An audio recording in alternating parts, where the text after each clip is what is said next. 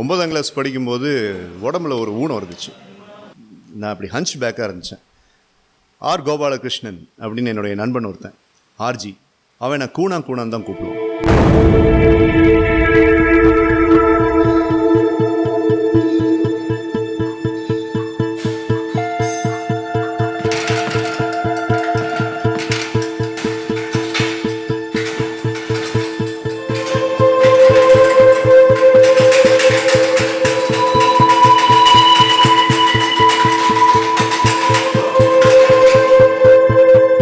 கூப்பிடும்போது நான் ரொம்ப கூணி குறுகி போனேன். முனிசிபல் பாய்ஸ் ஹையர் செகண்டரி ஸ்கூலில் 9th ஸ்டாண்டர்ட் படிக்கும்போது பிரைமரி காம்ப்ளெக்ஸ் வந்து எனக்கு முதுகு வளைஞ்சு போச்சு. 8th ஸ்டாண்டர்ட்லேருந்து 9th ஸ்டாண்டர்ட் வரைக்கும் அந்த ஒரு வருஷம் டாக்டர்ஸே வந்துட்டு அந்த எலும்பை நிமித்த முடியாதுன்னு சொல்லிட்டாங்க. அப்போ இவன் திரும்ப ஹஞ்ச் பேக் அந்த பேரை சொல்லி கூப்பிட்டான். ப்ரைவேட்டாக சொல்லி பார்த்தேன், பப்ளிக்காக சொல்லி பார்த்தேன். அப்படி கூப்பிடாதரா, எனக்கு கஷ்டமாக இருக்குது அப்படின்ட்டு. ஆனால் அவனுக்கு ஒரு சந்தோஷம். அவன் கூப்பிட்டுட்டே இருந்தால் மற்றவங்களும் கூப்பிட ஆரம்பித்தாங்க. அன்றைக்கி ஒரு நாள் எங்கள் அப்பாகிட்ட கேட்டேன், இந்த ஜிம்முக்கெல்லாம் போவாங்களப்பா, அப்போது இந்த உடம்பை வளர்த்துறதுக்கு இந்த கூனை நிமித்துறதுக்கு ஏதாவது ஐடியா இருக்கா அப்படின்னு சொல்லி கேட்டப்போ, தம்பி போகலாம், ஒரு 11ஆம் கிளாஸ் வரைக்கும் போ, அதுக்கப்புறம் நானே உன்னை ஜிம்மில் சேர்த்து விடுறேன்னு அவர் சொன்னார். ஆனால் ஆர்ஜி என் கூட 10ஆம் கிளாஸ் வரைக்கும் படிக்க போகிறான். இன்னும் 1.5 வருஷம் அவனுடைய டார்ச்சர் என்னால் தாங்க முடியாது. அவன் முன்னாடி ஏதாவது பண்ணி காட்டணும்னு எனக்கு ஒரு ஆசை.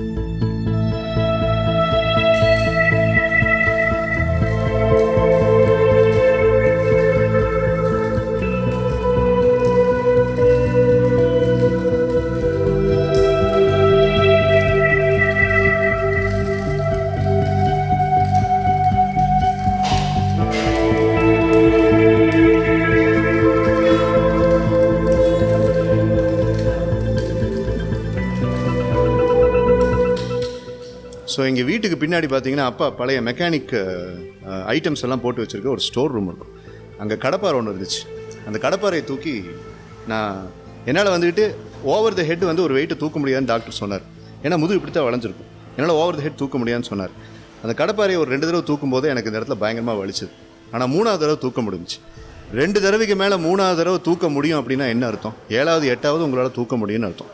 இன்றைக்கி 3ஆவது தடவை தூக்கிக்கலாம், நாளைக்கு 4வது அப்படின்ட்டு படிப்படியாக பண்ணும்போது அந்த கடப்பாறையை தூக்கி கொஞ்சம் கொஞ்சமாக என்னுடைய முதுகு வளைஞ்சதுங்கிறது, நிமிர்ந்ததுங்கிறது உண்மை. எங்கள் அப்பாவே பார்த்து ஆச்சரியப்பட்டார். அப்போ வந்து இந்த புஷ்அப்ஸை எடுக்க ஆரம்பித்தேன், கடப்பாறை தூக்க ஆரம்பித்தேன். காலையில் 4 மணிக்கு 5 மாதத்துக்கு நான் இந்த எக்ஸசைஸை பண்ணிகிட்டு இருக்கேங்கிறது எங்கள் அப்பாவுக்கோ எங்கள் அண்ணனுக்கோ எங்கள் அம்மாவுக்கோ தெரியாது. ஆனால் 6 மாதத்தில் வந்துட்டு கொஞ்சம் கூண் நிமிர்ந்தது அப்படின்னு சொல்லிட்டு அவங்க பார்த்துட்டு, பரவாயில்ல, நம்ம கோயிலில் போய் நம்ம சாமி கும்பிட்டது வீண் போகலை அப்படின்னு சொன்னாங்க. ஆனால் யாருக்குமே தெரியாது 4:30 மணிக்கு நான் அந்த மாதிரி வேலை செஞ்சேன் அப்படின்னு சொல்லிட்டு. அது எனக்கு பல படிப்பினைகள் கொடுத்தது. அப்புறம் தான் இந்த ஜிம்முக்குள்ளே போக ஆரம்பிச்சது. அதுக்கப்புறம் ஜிம் அப்படிங்கிறது என்னுடைய வாழ்க்கையில் ஒரு அங்கமாகிடுச்சு. ஒர்க் ஹார்ட் இன் சைலன்ஸ்னு சொல்லுவாங்க இல்லையா, அதை அன்றைக்கி நான் பண்ணங்கிறது எனக்கு இப்போ புரிஞ்சுது. விஸ்வதீப்தியில் 1995 +2 படிச்சுட்டு இருக்கும்போது லீவில் ரிசல்ட் வர்றதுக்கு கொஞ்சம் 32 நாள் இருந்துச்சு. 1 மாதம் + 2 நாள் இருந்துச்சு. அப்போ உருப்படி ஏதோ ஒன்று பண்ணலாமேன்னு சொல்லிட்டு அப்பா இந்த கடப்பாறையெல்லாம் தூக்கி என் உடம்பு நிமித்தணும் பார்த்தீங்களா, அப்போ ஒரு ப்ராமிஸ் பண்ணாருன்னு நான் சொன்னேன், ஜிம்மில் சேர்த்து விட்றேன் அப்படின்ட்டு. நான் இந்த மாதிரி ஹார்ட் ஒர்க் பண்ணதுக்கு ஒரு ரிவார்டாக 50 ரூபா கட்டி அந்த ஜிம்மில் என்னை ஃபர்ஸ்ட் சேர்த்து விட்டார், புருஷோத்தமன் அப்படின்னு சொல்லி. அந்த ஜிம்மில் இருந்த அந்த டம்பிள்ஸும் அந்த பேரலல் பாரும் எனக்கு இன்னும் கண்ணுக்குள்ளே அப்படியே இருக்குது. இப்போ கூட நம்ம பேட்டிக்கு முன்னாடி மாடர்னான ஜிம்மை பற்றியெல்லாம் பேசணும். ஆனால் எனக்கு இன்னும் அந்த ஜிம்மில் இருக்கிறது அப்படியே இருக்குது. அந்த பேரலல் பாரில் அந்த காலத்தில் நாங்கள் என்ன பண்ணுவோம்னா, இந்த ஃப்ரேமை விரிக்கிறதுக்காக கையில் வந்துட்டு எமரி ஷீட்டை வச்சுக்கிட்டு அந்த பேரலல் பாரில் இப்படி ட்ராவல் பண்ணி போவோம். அது அந்த காலத்தில் இருந்த ஒரு எக்ஸசைஸ். இன்றைக்கி யங்ஸ்டர்ஸ் அதை பண்ணுறதில்ல, இன்ஜுரி ஆயிரும் அப்படின்னு பயந்துக்கிட்டு. நான் ஃபர்ஸ்ட் ஒர்க் அவுட் பண்ணது ஜிம்மில் அதுதான். அப்போ புருஷோத்தமன் என்ன பண்ணார் அப்படின்னா, ஸ்டேஜ் ஏறுற பாடி உன்னோடது, நிமிராத பாடின்னு ஆர்ஜி அவனுடைய ஃப்ரெண்ட்ஸ் எல்லாம் சொன்ன அந்த எக்கோவுக்கு மத்தியில் ஸ்டேஜ் ஏறுற பாடிடா உன்னோடதுன்ட்டு அந்த புருஷோத்தமன் சொன்னார். அவர் தான் பொள்ளாச்சிக்கு ஃபர்ஸ்ட் ஜிம்மை கொண்டு வந்தது.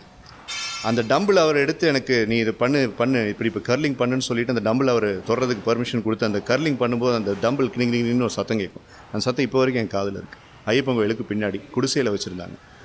அந்த ஜிம்முக்குள்ளே போனப்போ தான் சில்வஸ்டர் ஸ்டாலோன் நடித்த ஜான் ராம்போ அப்படிங்கிற படம், அப்புறம் ராக்கி அப்படிங்கிற படம்.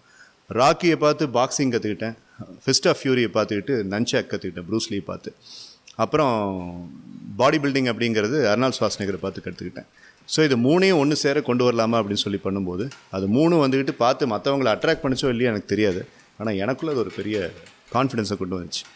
இப்போவும் டெய்லி நன்சாக் ஸ்பின் பண்ணாமல் என் நாள் முடியறதில்ல, பாக்ஸிங் பண்ணாமல் என் நாள் முடியறது, ஜிம்முக்கு போகாமல் என் நாள் முடியறதில்ல.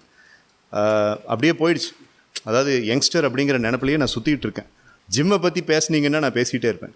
ஏன்னா அது ஒரு தெராப்பி டென். அது என்னை பொறுத்த வரைக்கும் ஜிம்முக்குள்ளே போனோன்னா என்னுடைய கவலைகள், என்னுடைய சோகங்கள், என்னுடைய விரக்திகள் எல்லாத்தையும் போட்டு உடைக்கிறதுக்கான ஒரு அட்டகாசமான கோவில் அது. அதுக்குள்ளே போய் ஒரு புல்லப்ஸ் அடிக்கும்போது அந்த அந்த அந்த மசில் வந்து கிளென்ச் ஆகும்போது அந்த கவலை என்னை விட்டு உடையிற மாதிரி நான் ஃபீல் பண்ணுவேன். எல்லோரும் பாடி பில்டிங் பண்ணுறது வேறு மாதிரி, ஆனால் நான் பாடி பில்டிங் பண்ணுறது வேறு மாதிரி. ஒரு ஒர்க் அவுட் நான் பண்ணும்போது பார்த்தீங்கன்னா மைண்டில் வந்துக்கிட்டு அப்போ என்ன பிரச்சனை இருக்கோ அந்த பிரச்சனையை நான் களையிற மாதிரி நினைப்பேன். பாக்ஸிங்கில் அது எனக்கு ரொம்ப யூஸ் ஆகும். ஒரு நபர் ஒரு ஒரு பர்டிகுலர் சர்க்கம்ஸ்டன்ஸ் இல்லை ஒரு பர்டிகுலர் கவலை அப்படின்ட்டு இருக்கும்போது அந்த பாக்ஸிங்கில் நான் குத்துற ஒவ்வொரு ஜாபப்பவும் அதை அப்படியே கண்ணாடி மாதிரி உடையிற மாதிரி விஷுவலைஸ் பண்ணுவேன். 3 நிமிஷம் 12 நிமிஷத்தில் ஒர்க் அவுட் முடிஞ்சிடும். 4 ரவுண்ட் அடிப்பேன், ஒரு நிமிஷம் இடையில ரெஸ்ட்டு. அது முடிஞ்சதுக்கப்புறம் பார்த்தீங்கன்னா ஏதோ ஒரு 45 நிமிஷம் மெடிடேஷன் பண்ணதோடைய ஒரு ரிலீஃப் எனக்கு கிடைக்கும். அதுதான் ஜிம் அப்படிங்கிறது, பாக்ஸிங் அப்படிங்கிறது என் கூடவே பிறந்த ட்வின் மாதிரி. அது இல்லாமல் என்னால் இருக்க முடியாது. அதை நிறுத்த வேண்டிய கட்டாயங்கள் சில இடங்களில் வரும் காலேஜ் ப்ரோக்ராம்ஸ்னால. அப்போ நான் ரொம்ப வருத்தப்படுவேன், ஜிம்முக்கு போக முடியாமல் ரொம்ப வருத்தப்படுவேன். சமீபத்தில் கூட நினச்சது, ஜிவிஜி விசாலாட்சி காலேஜுக்கு 20 நாள் தொடர்ந்து நான் ட்ரைனிங் போக வேண்டியதாக போச்சு. Full day program. ஜிம்மு பக்கமே எட்டி பார்க்க முடியல. என்னால் வந்துக்கிட்டு ஃபுல் ஸ்ட்ரென்த் என்னால் ஃபீல் பண்ணவே முடியல. I was feeling like a slave. அதுக்கப்புறம் 20 நாள் முடிஞ்சதுக்கப்புறம் வந்துக்கிட்டு மார்னிங் ஈவினிங் 2 நேரம் போய் அடித்து காம்பன்சேட் பண்ணிட்டேன். அந்த மாதிரி ஒரு பைத்தியக்காரத்தனமான ஒரு மைண்ட் செட் இருக்குது.